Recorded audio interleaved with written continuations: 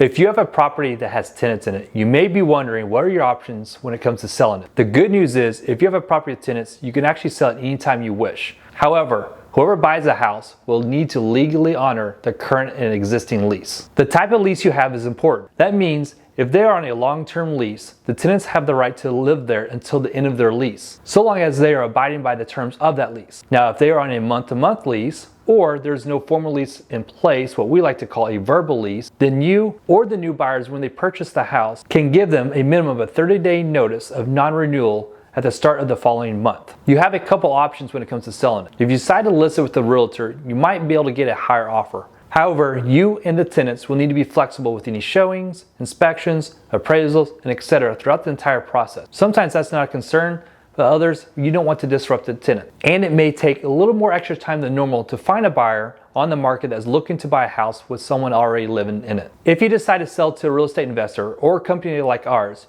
you could avoid all the hassle, not disrupt the tenants, and be able to close on the timeline that's important to you. At Ozarks House Buyers, we buy houses with tenants in them all the time. We can make the process super simple and very non-intrusive.